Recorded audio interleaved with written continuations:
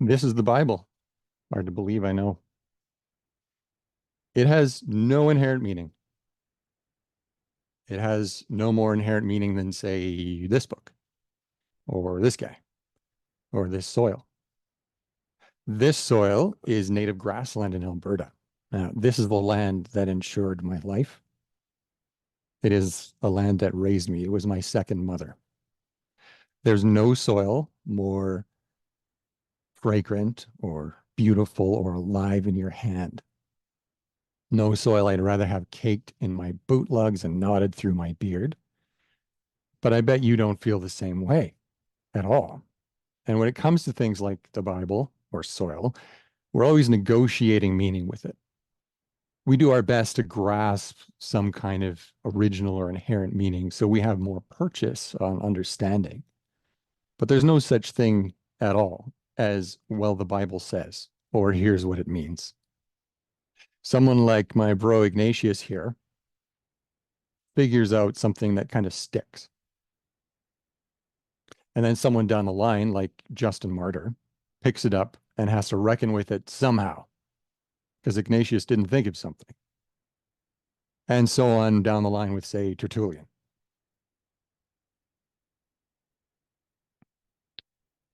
So when we talk about St. Patrick and his feast day, as it's come down to us through many people reckoning many things, is it this or is it this or any of the things in between?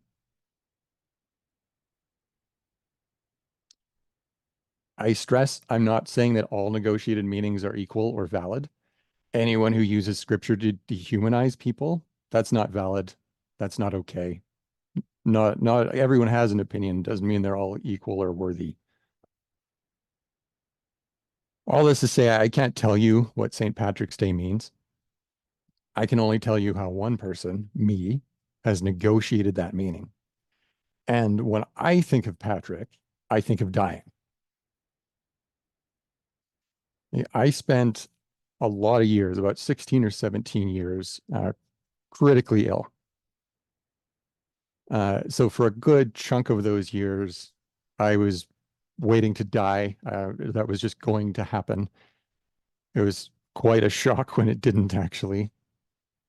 And for a short period in there, I was in a small room and my view was kind of out a window well. And when I described this room to someone, they said, "Oh, it's like a monastic cell." And they were right. I have a lot of stories from that cell, and it was not a long period of time. It was just eventful. The broad strokes are, among other things, that Jesus made me an anarchist. A spider cracked open my understanding of creation, and the Irish helped save my life. And that's the focus today. And I must add that this continues to be the case. It's invariably when I'm in a place that is just sucking my soul, there's someone who's oh so Irish there, and somehow they get me just enough, at least, that I can make it through. I now have a boon companion. It's absolutely uncanny. I can't explain it. I'm not going to try to, but I'm grateful for it. The first time I attempted university, this was before I decided dying would incur fewer student loans. I took an interest in the Celts of early medieval period and before. Uh, in large part, I admit, because everyone loved Romans, and I thought there had to be other people around that were way cooler. And it turns out I was right. This was the era of King Arthur, Beowulf, and indeed the man himself, St. Patrick. And I have to say, what caught me first was the extraordinary beauty produced by people, and they were a pan-European group with many different approaches to things. And what they shared was roughly similar language and a apparent commitment to making things as beautiful as possible. This is a shield from 350 BCE. It didn't have to look like that. They just decided it should. This is a mirror from 50 BCE. This is the back of it, that is. is a rather famous cauldron from about 100 BCE, and a torque from around the same time. This is made from many, many, many, many strands of electrum all twisted together. So to give an idea, this is before the Roman Empire was the Roman Empire. And here's a single page of a certain vellum book that some Celts made around 800 CE. And you will recall its name, no doubt, as the Book of Kells. Because writing a book isn't good enough, they had to do this too. So needless to say, I was absolutely smitten. And it wasn't just visual arts. It's just hard to demonstrate music visually. By the time I was critically ill, it was a series of kind of providential encounters, and specifically an offhand remark from my older brother, Josh, may he rest in the Creator's palm. I ended up learning about these folk. And that led me to play this thing in an effort to improve my breathing, because it was lung issues that kept trying to off me, which was very rude, I must say. Very rude of my lungs to do that without even asking. But it wasn't just this kind of direct effect. It was just in general being able to suffuse my life with beauty and hilarious songs and poems written and performed by people trying to survive and resist imperial oppression. And this unmistakable attitude of rebelling through existence.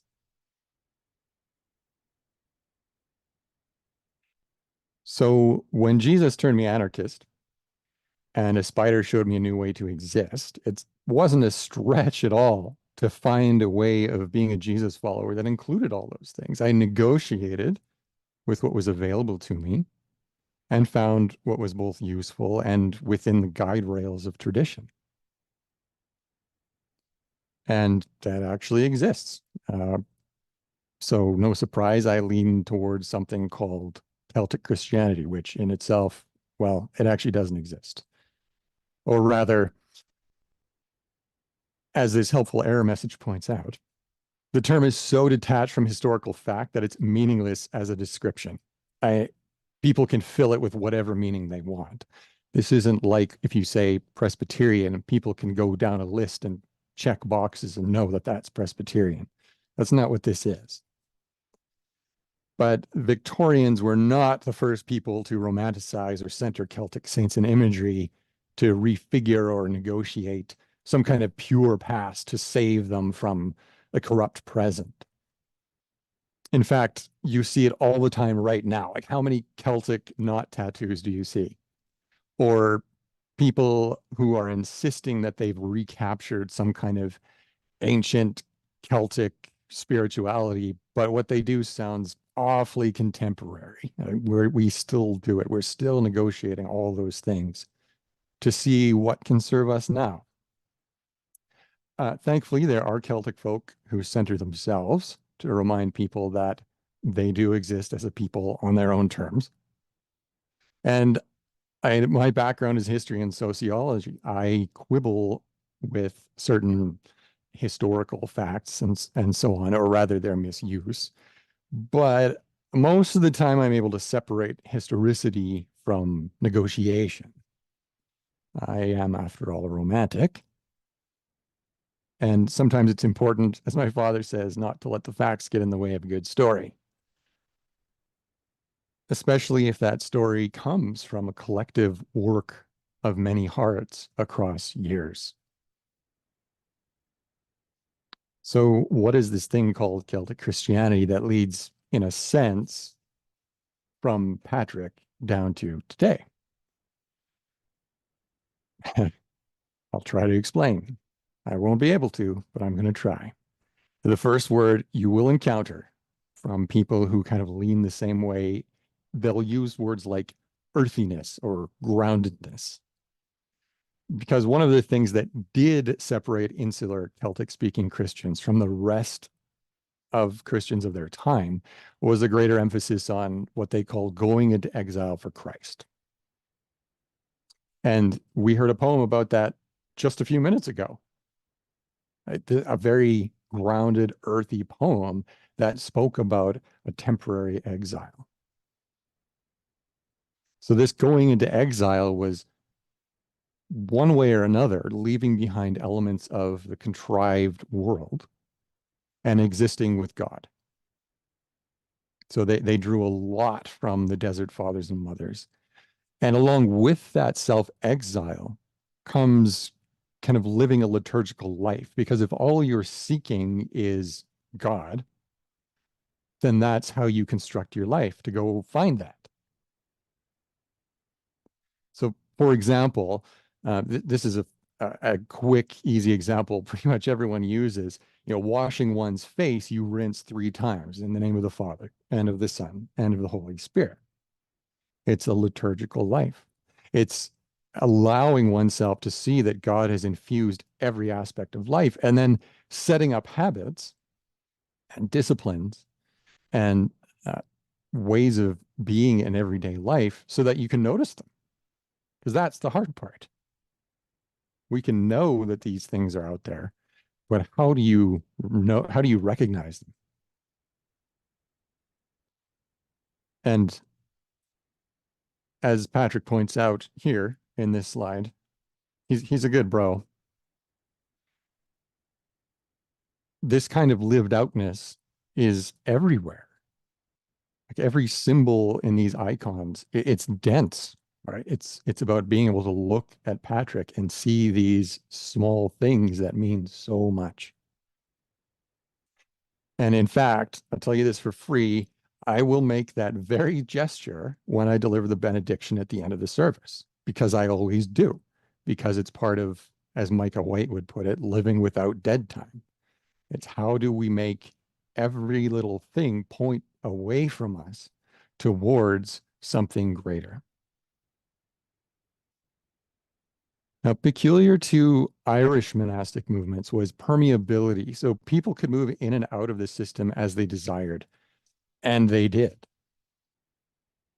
Uh, and this really helped popularize vernacular modes of communication and expression. So it's not to say there's an idea that Celtic Christians were somehow opposed to or not under the rule of the Roman Church. That's not true. Their rites were very Latin and very long, just like everywhere else.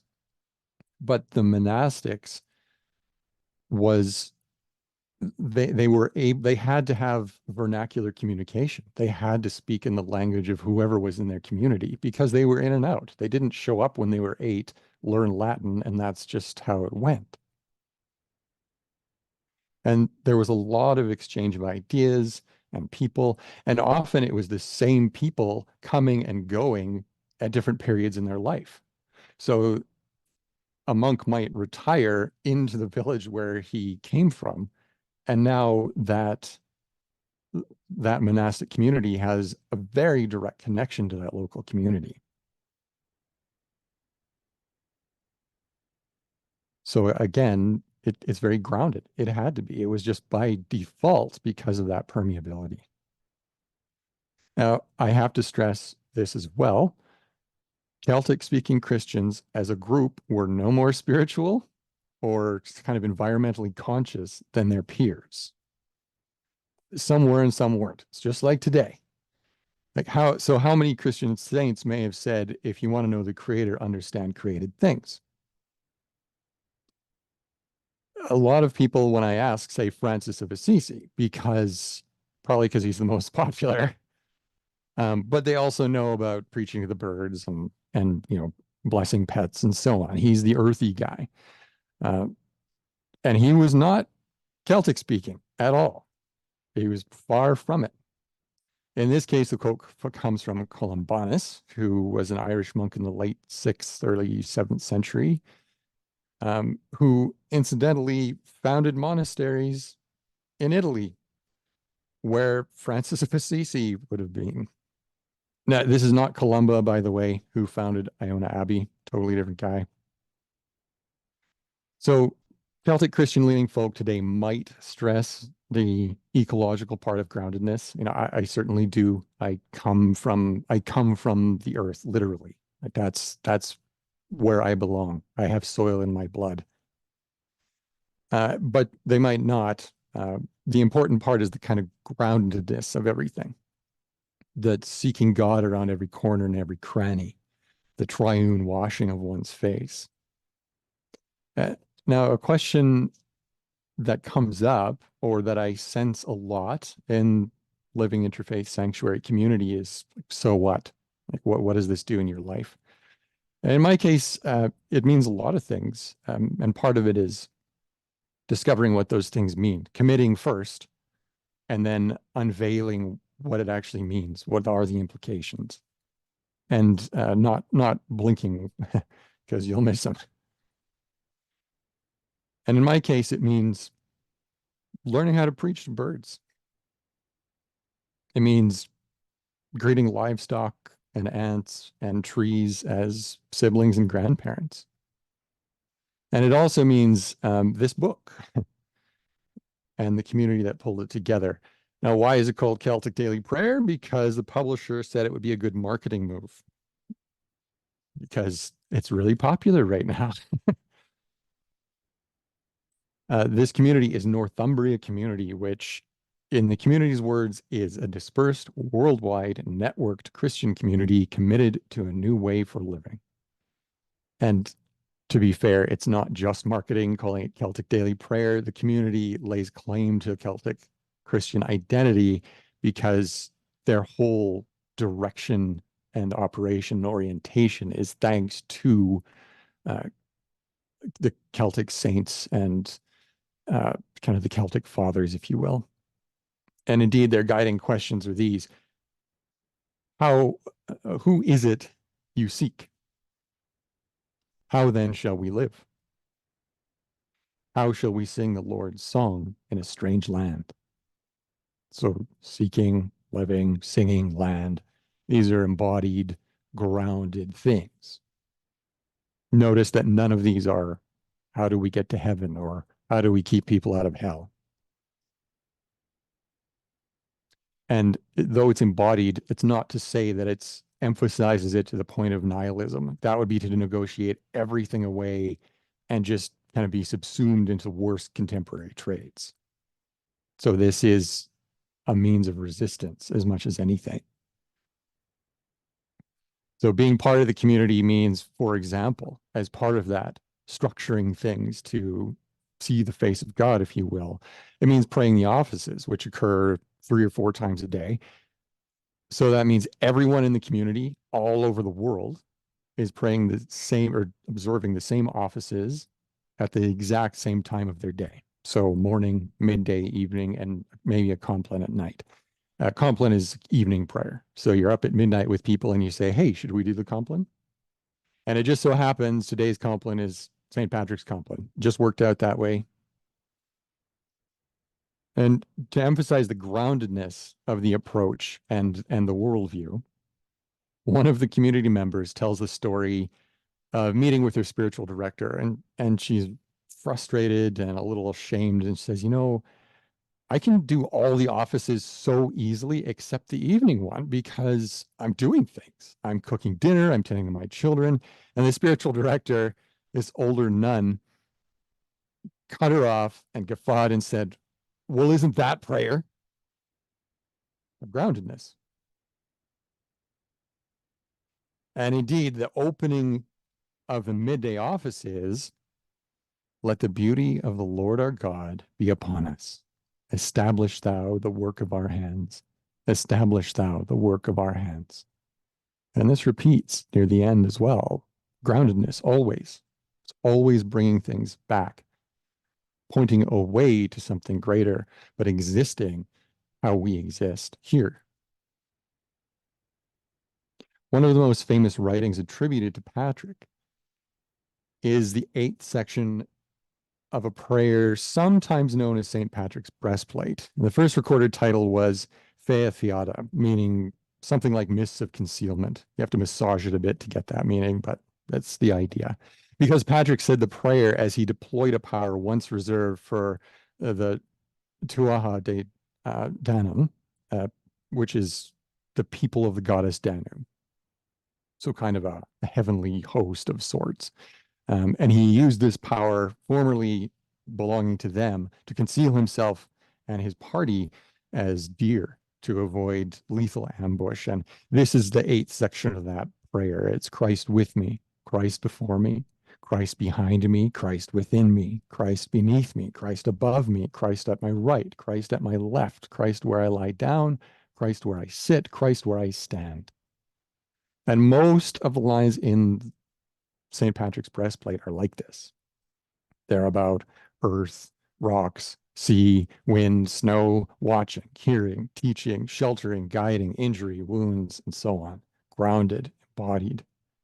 There are invocations of heavenly things, but they almost function as kind of a formulaic chair in which to seat everything else.